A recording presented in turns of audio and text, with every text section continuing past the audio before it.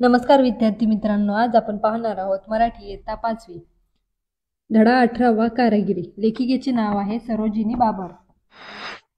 तुम्ही आमच्या चॅनलवर नवीन असाल तर चॅनलला सबस्क्राईब करा. चला तर धड्याला सुरुवात करूया. मला आठवतं, लहानपणी मी नेहमी आमच्या अजोड घराच्या शेजारच्या कुंभारवाड्यात जायची. अजोड घर म्हणजे आजी आजोबांचे घर. कुंभारवाडा म्हणजे जिथे कुंभार समाज राहतो. तिथं एका फिरत्या चाकावर मातीचा गोळा ठेवला की कुंभाराच्या हाताच्या चपळाईनं लहान मोठी मातीची भांडी तयार व्हायची. चपळाई म्हणजे जलद गती. फार गंमत वाटायची बघताना. आमच्या घरी त्यावेळी मातीचीच भांडी असायची स्वयंपाकाला. मोगा, डेरा, घट, तरळ, टिंगाणी, गाडगी असलं हरगडी लागणारं काय काय असायचं. मोगा, डेरा, घट, तरळ, टिंगाणी, गाडगी ही सगळी मातीची विविध आकाराची भांडी आहेत. शेगड्या, चुली पण मातीच्याच बनायच्या. खेळायला बुंडुकली, पुजायला बैल अन गणपती, मुखवटे, नक्षीची कमान असलं बरंचसं तिथं तयार व्हायचं. बुंडुकली म्हणजे मातीचा अगदी छोटासा तांब्या. कुंभार हा निर्मितीचा धनी. कुंभाराला लेखिकेने निर्मितीचा धनी ही उपमा दिलेली आहे. त्याची ही कलाकुसर पिढ्यानपिढ्यांची, हरगडी लागणारी. हरगडी म्हणजे प्रत्येक वेळी. धार्मिक कार्यासाठी उपयोगी पडणारी. आमच्या घरी आजी आजोबांचा हात या कामी थोडाफार बसलेला. नागपंचमीला ते चिखलाचा नाग तयार करून ताटलीत मांडायचे.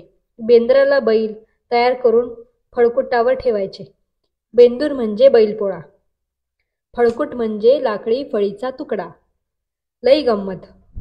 वडील माणसांच्या हाताखाली असल्यावर मग कधी मधी आमचा पण हात कोणतं तरी एक काम करायला वळायचा. आमच्या शेजारी जिनगराचं घर. जिनगर म्हणजे चित्रे बाहुली तयार करणारा कारागीर. तिथं पातळ गुलाबी रंगीत चुरमुऱ्या कागदात गुंडाळलेला सोनेरी नक्षीतला अन जिगानं चकचकतेल्या शेंडीचा नारळ तयार झाला की बघताना तहानभूक हरपून जायची. तहानभूक हरपणे म्हणजे तहानभूक विसरून जाणे. लाकडी चौकोनातल्या काड्यांनी जुळवलेली दारावरची झगमगती तोरण अन लग्नाच्या वरातीतल्या नक्षत्रमाला पाहिल्या म्हणजे तासनतास बघत राहावंसं वाटायचं. जिनगरांचा मामा लई कसबी माणूस. पाळण्यावरच्या खेळण्यांसाठी राघू मैना तर अशा करायच्या की खऱ्या खोट्यातली फसगत व्हावी. फसगत म्हणजे फसणे. खेळण्यावर चमचमणाऱ्या चंद्रचांदण्यांची शोभा तर अशी भुलवणारी की काय सांगावं. भुलवणे म्हणजे विसरणे. खेळणी तयार करायला बुरडाघरच्या कामट्या आणाव्या लागायच्या. कामट्या म्हणजे बांबूच्या बारीक काड्या.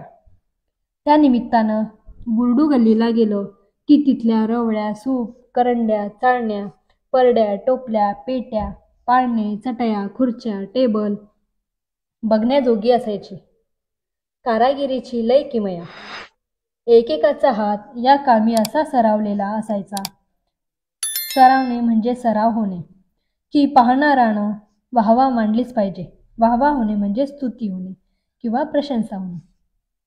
सगळं कसं मजबूत अन देखणं, जडभारपणा नाही.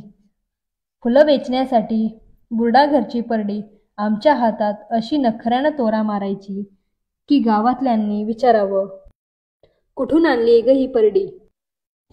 आमच्या पोरींना पण मिळेल काय? अशा वेळी तोंडावर हसू फुटायचं.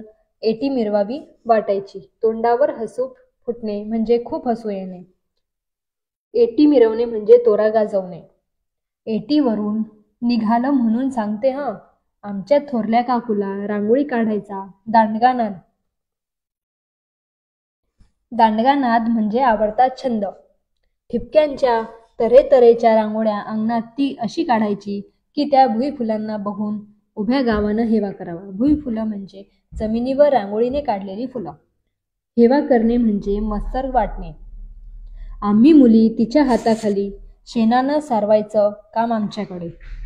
ती सांगेल त्या रीतीनं आम्ही ठिपक्या मांडायचो आणि मग तिच्या चिमटीतली शिरगोळ्याच्या पिठाची धार अशी गिरवायची तिच्या हातावर हुकूम की पाहणाऱ्यानं तोंडात बोट घातलं पाहिजे. शिरगोळ्याचं पीठ म्हणजे रांगोळीचं पीठ. हातभर हुकूम म्हणजे हातांच्या